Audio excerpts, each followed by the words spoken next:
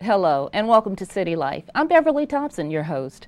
Do you have an opinion on the future of Durham parks? How about recreation centers, programs, or special events? If you answered yes to any of those questions, then take note that now is the time to make your voice heard. Joining me to discuss the master plan update for Durham Parks and Recreation and how you can get involved is Beth Timpson. Beth is the Assistant Director with Parks and Recreation of Durham. Welcome, Beth, and thank you so much for joining me. So Beth, many of our viewers probably don't know about Durham's master plan. Get us started with talking a little bit about the master plan and what's in it. Well, the plan that we have now is a good plan, but it's about 12 years old at this point. It has guided us well for the last 12 years. In that plan, City Council directed us three main charges. They told us to renovate existing parks, they told us to add parks to underserved areas, and they told us to keep up with new trends in parks and recreation. And I think we've done really well at that, as the plan directed us to. As far as renovation, the 2005 bond issue was primarily about renovation, included some big renovation projects like the Holton Center. As far as underserved areas, we've got two new parks that we just opened in the last 2 years, one in Southwest Durham at Old Chapel Hill Road, and one in Southeast Durham at Bethesda. And then as far as new trends, we have things like skateboard parks and high ropes courses that we didn't have 10, 12 years ago. A lot of cool, fun stuff, huh? New stuff that's state of the art in Parks and Rec now. Okay, but why now? Why now an update? Well, Durham has changed a lot in the last decade. It really has. You know, we keep changing population with Winston-Salem, whether we're the 4th or 5th largest city. But our population has really grown. Our population has gotten a lot more diverse. We've annexed a lot new areas into the city in the past few years. And recreation trends are changing a lot. So we need to find out what's happening now and what people need now. And that's why we need a new plan. Well, what are the trends that are changing? People are doing a lot of different sports now, a lot more outdoor sports, a lot more high-intensity sports. You've seen some of the X Games on television. Oh, yeah. The demographics are changing. We're hearing that by 2015, something like 20% of the population of North Carolina is going to be over 65. So we need to look at some of our mature adult programs. We have a lot of returning veterans now. So the demographics of the city are changing, and we need to serve this new population, or different population. I see, I see. Now you have a master plan steering team that is working with you on this process. Now who are they and what is their role? This past summer we solicited for nominations from the neighborhood groups, INC, all of the PACs, a lot of the recreation groups we work with. We wanted to get a group of residents who were very knowledgeable about parks and recreation, that had connections and networks with local parks and recreation groups in the community, that represented a lot of different neighborhoods and ages and ethnic groups around the community, and frankly that were willing to commit to us for about 8 to 10 months of hard work. Wow. So we got a lot of nominations. We went through them and tried to balance neighborhoods and ages and so forth, and we've got a really good group of 16 folks working with us now. And how long did you say this whole process is going to take? About 8 to 10 months. We started our first meeting August 29th, and we expect that we'll be taking a new plan to council maybe in May. So is that a quick process given everything you have to do, or is it pretty fast? It's not unusually fast. We're moving along with speed, but it's not unusually fast. Okay, so in addition to the master plan steering team, you're also surveying residents. How is that going? Yeah, we wanted to get residents involved in as many ways as possible. So besides the public meetings that the steering committee is hosting, we've got a survey going out, your standard scientific survey that matches the respondents with the demographics of the city. We've also got a Mind Mixer website, which we're really excited about. It's a lot of fun. It's an online community meeting where we put questions up there about the park system and people discuss back and forth with each other. It really gets people who don't come out to traditional meetings. Okay. Well, Beth, we'll probably talk a little bit about that when we come back, but we're going to take a quick break now.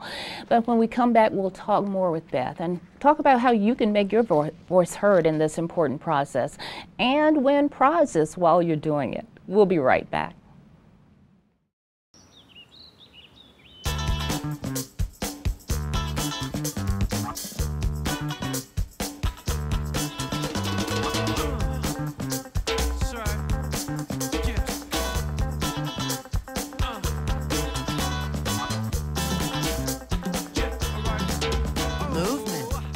Along with weight loss, it's one of the many ways to fight osteoarthritis pain. For more information on managing pain, go to fightarthritispain.org. Thanks for calling the GED Pep Talk Center. Jerry Stiller speaking. Your level 7 in-your-face pep talk. I can keep pushing. Believe me, I'm good at it. Once you've got your GED diploma, you'll feel so good about yourself. You tell him. Mr. Trejo, can I transfer this guy to you? He needs something a little more Persuasive. yes. Whatever motivation you need, we've got a pep talk for you. Get your GED pep talk and find free classes at yourged.org. Welcome back. If you're just joining us, we've been talking with Beth Timpson of Durham Parks and Recreation about the major update underway of their master plan. Welcome back, Beth, and thanks for staying with me.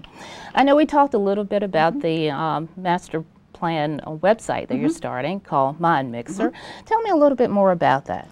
Oh, it's really exciting. It's a way to get people involved who don't come to public meetings or don't want to come to public meetings. We put questions up there, the same sort of questions we would be asking at the public meetings. What new facilities do you think we need? How do we want to pay for new facilities? And people have online conversations with each other. They post new stuff, people respond to them. We're getting a lot of action on the site. We're very happy about that. That's good. It is. Is this the first time we've ever done one of those? This is the first time. This is only the second one in North Carolina. I think DOT beat us a few weeks with their state bike and ped plan, but yeah, it's the new thing for the state. Okay.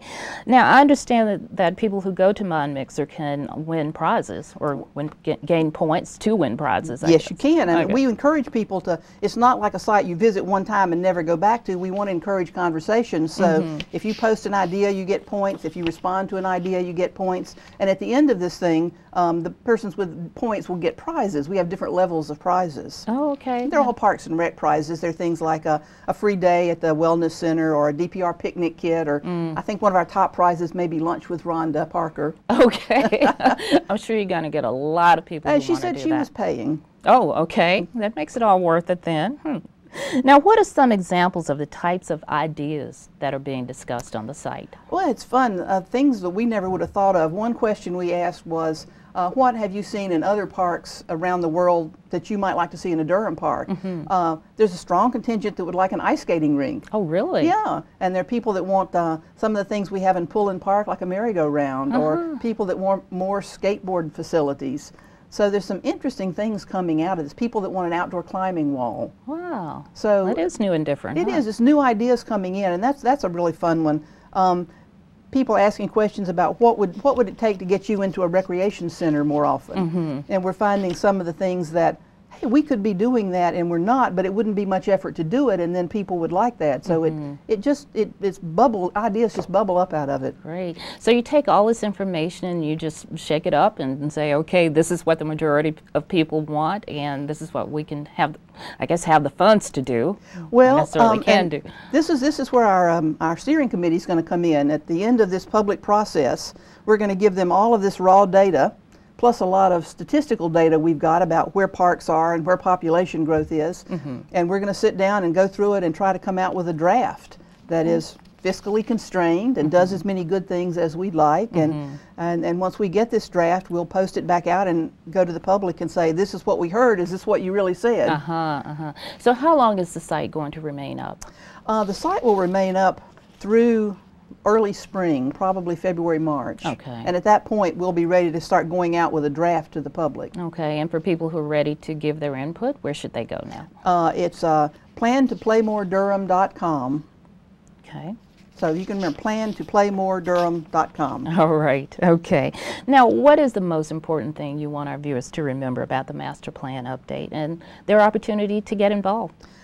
We really hope you will get involved. The only way this plan is going to be the best plan is that if the most citizens get involved and tell us what they want, so that we can have a really good reflection of the community's desires and give that back to them and say, okay, this is where we want to go. Okay. All right, Beth, thanks so much for sitting down with me. I really appreciate it.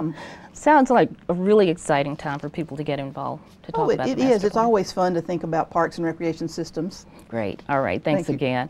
Coming up in the next segment, the holidays are just around the corner, and in Durham that means a very special treat for our residents, both young and old. We'll meet with one of the event organizers to get the scoop on this one-of-a-kind holiday event so you and your family can be sure not to miss it. We'll be right back.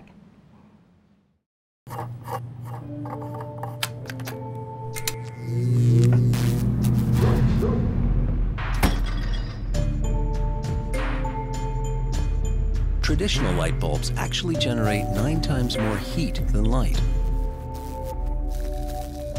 Switch to Energy Star light bulbs, and you'll realize just how much cash you were really burning through. Saving energy saves you money. Learn more at energysavers.gov. You're on your way to meet up with friends, but you can't seem to get anywhere quickly. You don't want your friends to be annoyed, so you text. You're on your way.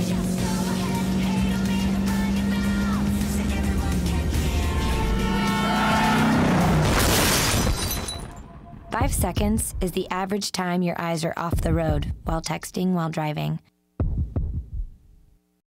Make sure you get where you're going. Welcome back to City Life. If you haven't been to downtown Durham for the annual Holiday Fun Fest yet, then you're in for a real treat this December. Joining me to talk more about what's in store and how you and your family can be sure to take part in all of the fun is Cynthia Booth. Cynthia is Public Affairs Specialist for the Durham Parks and Recreation Department, which is the organizer of this annual event. Welcome, Cynthia, and thank you so much for joining me. Thank you for having me, Beverly. Cynthia, I can't imagine that there are any, but for those viewers who haven't experienced the Holiday Fun Fest yet, tell us what's in store. Well, it is the way that we mark the beginning of the season, and it is a great event for the family. We have a lot of activities that are going on, and people will really have a great time. Okay. Now, when is this year's event, and where is it going to be held? It's the first Saturday in December, December 1st. It'll be held at Durham Central Park, and it will be held from 1 to 5 p.m. Okay, now tell us about all of the fun activities you have planned. Oh, well, we will have our Peppermint Plunge, which is a crowd favorite. That includes sledding, and we will provide the sleds. We will also have a Candy Cane Kids Corner, and that includes arts and crafts, inflatables, face painting, and even a petting zoo. Okay. We'll have a trackless train, and that was a crowd favorite. It was the first time we did it last year, and we're bringing that back again. And adults and children can ride throughout the festival. We'll have a community care corner where residents can write awesome notes to people in the military. And of course, we gotta have Santa, so we'll have a Santa meet and greet, campfire with s'mores, entertainment, and food. And food. Right. Important. Now, I know an event like this requires a lot of coordination and a lot of people. So, are you looking for volunteers to help? Absolutely. We always look for volunteers, and if you're interested, they can call us at 560-4355, or they can email the volunteer coordinator at dprvolunteers@durhamnc.gov. Okay, now that's a lot of information, so I want you to summarize everything and tell us what is the most important thing people need to remember. About the festival? About the festival. That we're going to have it in rain, sleet, or snow. Okay. We've had all types of elements during the Holiday Fun Fest, but we want people to come out despite the weather, whether it's cold or warm, raining or snowing, and that they can bring the entire family because there's something in the festival for everyone. All right. Sounds great. Thank you. We look forward to it this year. Thank you. All right. Cynthia, thanks for joining us. Well, that does it for this edition of City Life. If you have a comment or a future show idea, visit our Facebook page and let us know what you think. You can also keep up with all of the latest city news by following us on our Twitter feed. And of course, you can watch all of our programming on demand from the DTV8 website and the city's YouTube channel. I'm Beverly Thompson. Thank you so much for joining me to learn more about City Life in Durham.